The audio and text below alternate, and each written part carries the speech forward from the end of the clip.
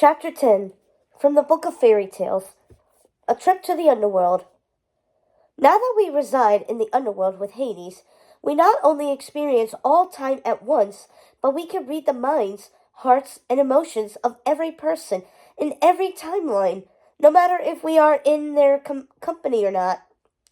Think about that for a moment. What that actually means, and the power and responsibility that come along with that. We are not mere witches now, but goddesses of the underworld, and until Circe, Primrose, and Hazel are ready to take on the task of scribing the Book of Fairy Tales, you will remain in our company. And so it falls upon us to share our daughter Circe's journey into the underworld. And since we can see into her heart and mind, so shall you, as if she were sharing the story herself. And as everyone eventually learns, all roads lead to the underworld, and that includes rabbit holes. Circe took the long path to the underworld. She'd learned of this path when Hades came to the Deadwoods and shared his story from the Book of Fairy Tales. Before she set out on her journey, she embraced Primrose, Hazel, and Jacob, wishing them all well as they readied themselves for their own journey to meet up with Tulip. There were too many signs pointing to the possibility of disaster not to seek the advice of her mothers. Circe feared just one more strong magical shift could break the world beyond repair. There were far too many things happening at once. The trouble with Grimhilda's old mirror, Tulip declaring war on the Beast King, and now the Jabberwock disappearing from the Deadwoods. Something was happening. Something much larger, and more complex than Circe could see clearly without embracing all time at once. She saw only flashing images, glimmers of the destruction to come, and she was unable to piece them all together. She needed her mother's, and possibly Hades' help as well. She couldn't help but wonder how things would have been if Hades hadn't come to the many kingdoms so many years ago, when her mothers were still young, starting a chain of events that would affect everyone's fates. When she thought about it, if it weren't for Hades, her mothers might not have caused so much terror, bloodshed, and misery. But then again, if it weren't for those events, Circe would not exist. She wasn't sure how, but she had a feeling everything that was happening now in the many kingdoms and the worlds beyond was connected to the breaking of the worlds, and the powerful magic Hades performed to rip Circe from the place between, in order to make things right with her mothers. She feared that in changing their fates, he set another chain of events into motion that could do more harm than they could possibly comprehend. And if anyone knew what was really going on, it was her mothers. So that was why she took the long way to the underworld to see them. Time to reflect, and to prepare herself for seeing them for the first time since Hades took them to the underworld. It was hard for Circe to picture her mothers happy, to think of them clear-headed and wise. It was especially difficult for her to trust them, even though she knew in her heart she could. But then again, her heart had lied to her before. The truth was, Circe was exhausted. There had been no time to process or heal between one trauma to the next. She still had nightmares about what happened with her mothers before Hades took them down to the underworld. It had all been so gruesome and heartbreaking before he intervened, before he saved them all. The only sleep Circe truly got was by magical intervention, a powerful enchantment that made her sleep, sending her to the dreamscape. But even there she was not free of the nightmares. She relived the horrors of seeing Ruby and Martha claw their way out of Lucinda's body as she howled in terror and pain, cursing Circe for combining them as one, cursing her for causing their torment and madness. Moments before Hades spirited them away and made them whole again. In an instant, they were happy, wise, and beautiful once more. No longer murderous, bloodthirsty witches, but the witches they were always meant to be, with no trace of madness, no trace of the broken women they had been. And yet, Circe was still afraid to see them. It was one thing to face her mothers in the magic mirror. It was another to see them in person, to embrace them and trust them, and perhaps even allow herself to love them again. Circe knew she had to put all of this aside, because she knew at her core she had to see her mothers and talk with them about what might be coming. After saying goodbye to Primrose, Hazel, and Jacob, she stood in the main courtyard of the Deadwoods. She looked up at the solarium perched atop their mansion, wondering if she would ever see it again. It was the strangest feeling, as if she should say goodbye to it now. She felt similarly while making her way through the vast cemeteries and past the weeping angels. As she made her way to the catacombs on the other side of the Deadwoods, she wept for the skeletal army that had been awoken to fight this war of tulips. Before Tulip's call,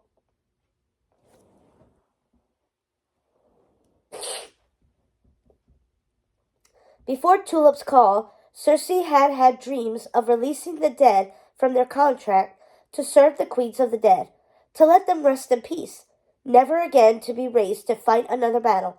And though they were not like Jacob, sparking with the same life or self-awareness, she still shed tears for them because they were not granted the peace they deserved. She wasn't sure how much farther she had to walk until she found the entrance to the underground crypt where the previous queens of the dead were interred. She had never ventured to this part of the Deadwoods and had only visited the crypt in her imagination. When Hades shared his vivid memories of stumbling upon the site by mistake while exploring the catacombs beneath his fortress on the Forbidden Mountain. She supposed the fortress was his again now that Maleficent was gone from the land of the living, but she couldn't let her heart linger on Maleficent for too long, else she would never stop crying. All of the tragic beauties of the book of fairy tales lingered in her mind this day, and she felt in her heart they all deserved better. She wanted so desperately to change their fates, if she could.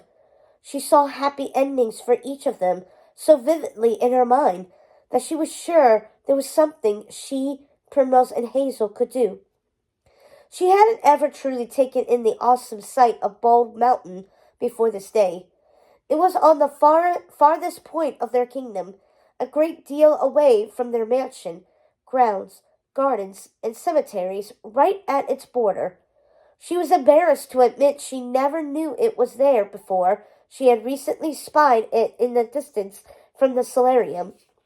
The beautiful ribbons of blue and green light danced in the sky, creating a silhouette of the mountain that must have been otherwise shielded in darkness and mist.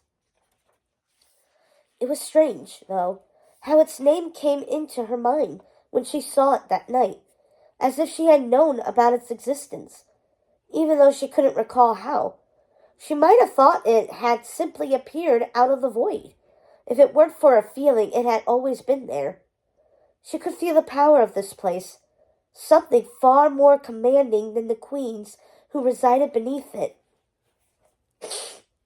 And she wondered if this was one of the reasons Jacob urged her to read the entirety of the Book of Fairy Tales. She had a feeling it might be. At the base of the mountain were stone steps that led under the staggeringly impressive eminence of the mountain. She felt a change in temperature as she descended the stairs. She pulled her shawl tighter around her shoulders as the chill penetrated her bones. There were times of late Circe couldn't remember when her life began, and which stories in the Book of Fairy Tales were hers and those of the original Circe. It was no wonder she was so fatigued by her life and her responsibilities. She felt as if she had already lived multiple lifetimes, and she wondered if other witches felt this way, especially Primrose and Hazel, who were also older than any of them could remember. It was no wonder the Odd Sisters were so ready for death, happy to reside in the underworld. Being a witch was exhausting, no matter which path they chose.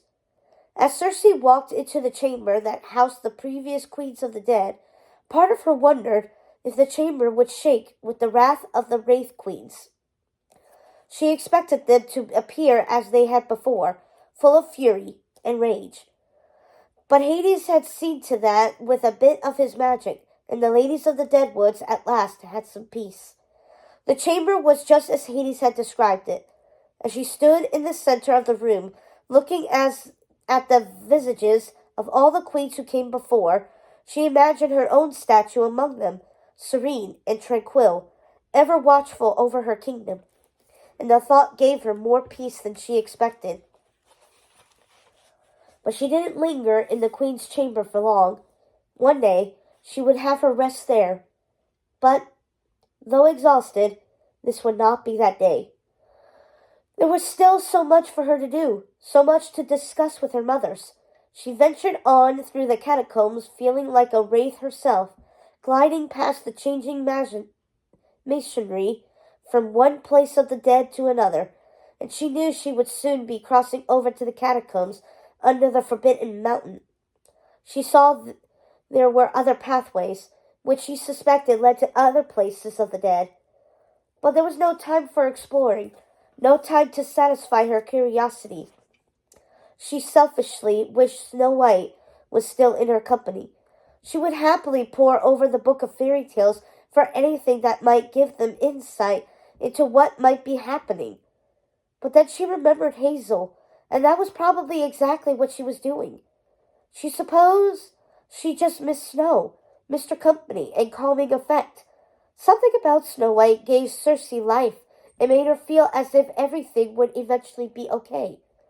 Though she couldn't help but worry about Snow back in her own kingdom. Soon Cersei would be with her, and together they would discover the mystery of Grimhilda's mirror. At last, Cersei was in the catacombs beneath Hades and Maleficent's old fortress on the Forbidden Mountain. She recognized the change in masonry, and soon came to the part of the catacombs where Hades had once kept Maleficent in dragon form so many years before. She crept up the stone steps to the dungeon throne room, feeling the vibrations of the castle to see if she could sense anyone, and to her surprise, she did feel a presence. She wasn't sure what it could be. She didn't sense danger and wondered if it was just someone exploring the old abandoned relic in hopes of seeing the ghosts of those who lingered there from before. It made Cersei want to weep to see this old place, beautiful and woeful in its decay, covered in spiderwebs and dust. And then something completely unexpected happened, something she would have never imagined. She saw something white flash by in her periphery. It was extraordinarily large. It was an extraordinarily large rabbit walking on its hind legs. She had never seen anything like it in the many kingdoms. She had seen remarkable things in this kingdom, but never a rabbit such as this, and decided her eyes must have deceived her. "Hello? Rabbit?" Cersei quickened her pace, hoping she could catch up with the creature who had hastily turned a corner. "Oh!" Cersei was taken aback to find she was right, and was now face to face with a rabbit of extraordinary size, almost her height, wearing a rather interesting-looking tweed suit and carrying an umbrella and a pocket watch. "I'm sorry, miss, but I don't have time to dawdle. I am late." "But who are you? You're not from this land." "Indeed I'm not, but I am surprised to discover the people of this land can understand me. But you must forgive me. I really am quite late for a very important date. The Queen needs me." "Which Queen needs you?" "The Queen of Hearts. I must find another land for us to live in, or else she will go to war with the Red and White Queens." "I have heard of the Red Queen, but I am afraid I am not familiar with the others. In fact, I am trying to locate her dragon, the Jabberwock." "Oh, that's what started all this. That damnable dragon.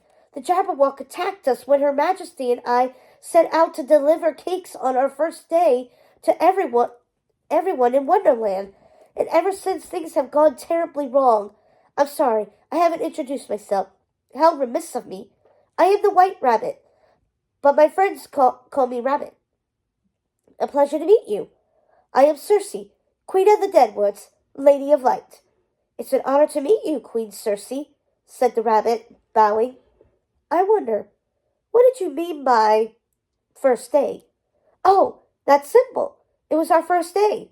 The first day we found ourselves in Wonderland. Almost no one in Wonderland remembers anything before their first day. Intriguing. Tell me, Rabbit, and this is very important. How did you get from your land to mine? Oh, through a rabbit hole. There were many such holes throughout Wonderland that led to different worlds. Or at least, I think they are. So far, I have found only two. He glanced nervously at his watch before continuing. I'm sorry, I wish I could stay and talk with you. I have so many questions, but I'm afraid if I don't go now, things will go terribly wrong. I never leave my queen on her own for too long for fear she might do something she will regret. But I would like to come back and speak with you soon. That is, if you don't mind. I am eager to discover if this would be a good land in which my queen and I could live, he said, attempting to duck into a small passageway. I am sure we could come to some arrangement if this queen of yours is as amiable as you, but I'm afraid you're too large to go in that hole, Rabbit. However did you come through in the first place? Oh, with this. He took a small bottle out of his pocket. I almost forgot my shrinking potion. And how did you grow larger once on this side? She asked with a smile. With a piece of the caterpillar's mushroom, of course. I see. Well, it's quite fortuitous I found you here, Rabbit, because, as it happens, I am looking for the Red Queen's Jabberwock. It seems it has escaped my kingdom and is terrorizing yours. I mean to put an end to it. Is this Wonderland a friendly place? Would your queen find a visit from me agreeable? You would be most welcome, at least by my queen, provided you do not vex her with riddles. Though I wouldn't worry. I can already tell you are more sensible than anyone in our land. Once through the rabbit hole, go straight to the Queen of Hearts' castle. It is the one surrounded by red rose bushes and an elaborate hedge maze. And remember this, speak to no one about your purpose on your way there. I shall see you soon, Rabbit. Now off with you. I'm sorry I kept you so long. I hope everything will be okay with your queen. Oh, your Majesty, shall I leave the shrinking potion here with you? You won't be able to enter the tunnel without it. I won't need it, Rabbit. I have magic of my own, but thank you. Oh, you're a witch. I didn't know witches actually existed. You must tell us more about yourself and your home when you come to visit. We are longing to leave Wonderland. You'll understand once you've been there. Wonderland sounds like an interesting place. You could say that, Your Majesty. Now I really must go. Feel free to keep the potion. It's too large for me to manage easily after I've taken it. I usually just leave them behind. Goodbye, he said, taking a sip and scampering off into the hole. Circe laughed as she slipped the bottle into her pocket. There was something about the White Rabbit she liked. Perhaps it was his earnestness. She wasn't sure, but she was looking forward to seeing him again and meeting this queen of his. She wasn't sure if the many kingdoms needed another queen, especially one that was planning to go to war against the queens in her own land. But something told her she had good reasons. But then again, Tulip had good reasons to go to war as well. She sighed and walked back into the main throne room. The eternal fires of Hades still blazed within the pit before the stone throne as it had in Hades and Maleficent's times. She took a deep breath and walked into the flames, and within a moment she was standing before her mothers in the underworld. All three of them were standing there smiling as if they knew she was coming, which of course they did. The last thing Circe expected was to cry, but she couldn't help herself. Seeing her mother's beautiful faces, so happy, and so like the young witches Hades had described from his memories of them, it made her weep uncontrollably as she collapsed in their arms.